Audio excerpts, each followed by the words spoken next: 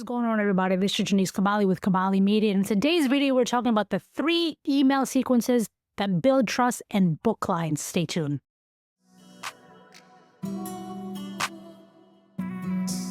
Most people send email broadcasts, but automated flows, do the heavy lifting in your business, building trust, staying on top of mind, and gently nudging people to work with you. I'm guessing you're here because you have a business or you're growing a business. So hopefully these topics will help you get more customers and build trust, or new clients for that matter. The welcome sequence: start strong or get ignored. Your welcome sequence is your first impression. It's where you build trust. It's where you show your vibe and pre-frame your authority without selling too hard, right? If you ever get cold emails, they sound extremely hard, telling you everything that is wrong with your website, whatever it is you have, but for some reason you're still doing well no matter how much they audit. So let's get into it. Here's what to expect from me. I actually love that line. Sets clear expectations equals fewer unsubscribes. Fails if it's too vague or if it's too formal. Again, you want to be very casual when you're speaking to people. Don't want it to be too formal unless formal is your brand.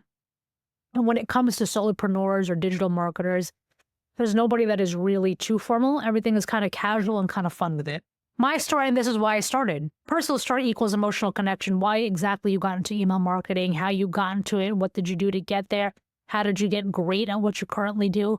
But it fails when you ramble and there's no relevance. Talk about really how you got into it, why you love it, why you hate it, how you got into it, things that can improve, things that you don't like. And it really builds trust and connection with the viewer, user, or subscriber. The freebie you sign up for and how to use it. Instant value plus how to equals more engagement. Tell them how to use the product, how it's going to benefit them, why it's going to make their ROI go up. Tell them all the benefits and how it's really going to help them with their business. It's really going to fail if there's no context to that link you sent them. So again, in-depth needs to be what it is. The number one mistake most people make with this topic, so whatever topic that is, enter your topic, establishes you as a guide with insight. Never make anything too general. Go into depth, go into explanation, have topics, have subtopics, create examples, show examples. You really want to show the person on the other side that you know what you're talking about. Before we go deeper, can I ask you something, or may I ask you something? Encourages replies. Really, it's customer interaction. Getting to see what they're going to interact with builds a two-way connection, but it fails when it's too automated feeling or inauthentic. You have to talk with a casual voice. You don't want to make it seem like you're just reading gibberish. Reading notes is okay. I read notes. I have a teleprompter. That's totally fine. But make sure it's coming from a real casual conversation, not something you just created. That's something that was created and generated and given to you. 3 ways to work with me if you're ready. Now, it's a very transparent but soft pitch, but if it's too eager or aggressive, you want to show why you're an industry professional and how you're going to work with them. So again, be very transparent, give them examples of what you do, and go from there. This resource changed how I think about it, and whatever resource that is. It offers real value, plus positions you as a thinker. Fails if it's overly basic. Again, in-depth is where you need to go. When you're providing value, it really needs to be valuable. Before you unsubscribe, read this. Disarms resistance, and it adds a human tone. Being casual in conversation helps so much. You don't want to sound like a robot or generated text. Speak as though you're speaking to your friend. And if it fails, if it sounds too guilt-trippy, so think about what you're saying, or desperate. Don't make it sound too desperate because people can read desperate. People can see desperate. Want help with X? Enter your topic there. Invites dialogue or applications without pressure. How can I help you with whatever it is? And it fails again if it's too vague or lacks clarity on your next steps. Why I might not be right for you. Again, very honest, filters out mismatches, and builds respect. Fails if it sounds too passive-aggressive. Number 2, what automation you should be using. The nurture sequence. Stay on top of mind without selling. Nurture emails are where you deliver ongoing value. Keep people engaged and stay in their mental inbox, even when you're not launching anything. So here are 10 examples. Weekly lessons or personal insights. Consistency plus trust. Consistency plus value equals trust. This fails when it's too self-focused or inconsistent. Weekly lessons and personal insights always make it about them and how you give value to them and how they can benefit off your value. Client wins and case studies. These are great. I actually like case studies or use cases. Subtle social proof plus teaching. It fails when it sounds too braggy or lacks takeaway. Again, in depth. I know I keep repeating myself, but it has to have some type of value in order for it to resonate with the subscriber. Mini how-tos or tips. Quick digestible tips to keep people reading. Again, if it's too generic, you're going to fail and fail miserably. What I'd do if I was starting from scratch. This one actually always gets me to read. It has to be relatable and you have to give guidance for beginners. It fails if it's too advanced or lacks steps. So step by step, brick by brick, let them know exactly what you did to get where you were and how to get there again, or where you currently are. I tested 3 tools. Here's what worked. Your opinion equals your voice. People love honest reviews. Fails if it's just a promo with substance. Give it substance. You asked, I answered. Builds engagement by referencing audience input. Fails if the answers are too service level. Again, there has to be some meaning. It has to be heavy. It has to be dense. It has to be of value. Give them what they're looking for. Don't shortchange them. Don't shortchange yourself. You are the expert. Give them more than they're expecting. Over-provide. A tough truth I had to learn.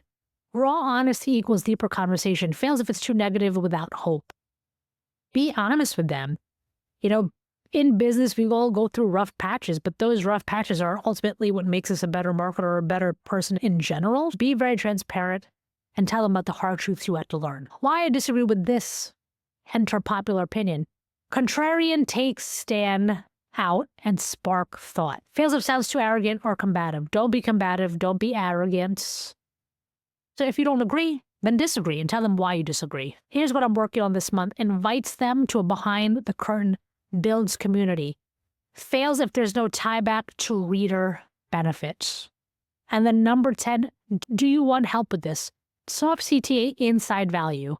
Subtle transition to offers. Fails when the CTA is buried or too vague. The sales sequence. Automation number 3. How to sell without feeling pushy. Sales sequences build momentum. Not too much pressure. Think of it as storytelling with a point. You're showing the path and then asking them to walk with you. It's a pretty good way of explaining it. Here are some examples. Doors are open. Here's what's inside. Clear, confident, and direct. Fails when you don't actually describe the offer. Real results for real people. Social proof works, but you have to build that social proof, especially when paired with emotion. Fails when testimonials are too vague and unrealistic. Why I created this program.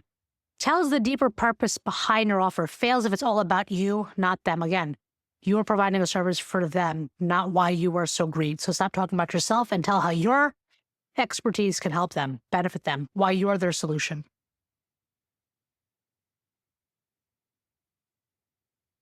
What happens after you enroll? Eliminates uncertainty, adds structure. Fails if it's overly technical or confusing. Number 5, is this for you? Let's find out. Empowers them to self-select, builds confidence. It fails, unfortunately, when criteria is unclear or too general. Why now? Handles urgency and hesitation in one shot. You will fail if the answer is because I said so. I feel like that's something my parents would say. So thinking about it, soft re-engagement, very non-threatening, but it fails if there's no info or angle. You need new info and a good angle in order to make that work. You missed it last time. Don't again. FOMO from past launches, builds anticipation. Fails if there's no actual past history, so you need some stuff before that. The biggest objection I hear and how I answer it. Objection handling in advance equals smoother conversation, but it fails when the objection isn't relevant to your audience. And then number 10, let's make this simple. Here's the offer again, a final clear recap and perfect for scanners. Fails when it's too lazy and a copy and paste. And there you go. If you watch the last 3 videos, you will realize that they all connect. How to break out of the myths, how to have good hooks, and then what to do after. Hopefully these videos make sense if you watch them in order. If you didn't, you may be a little confused. But in any event, if you like this video, you can like, share, and subscribe. You can hit the notification bell. You can subscribe here. You can email me at jcabale@cabalemedia.com, or you can go to cabalemedia.com, get your free 30-minute consultation about all things email marketing if I didn't say that in the other 2 videos. Again, this is G's Cabale with Cabale Media, and I'll see you at the next video.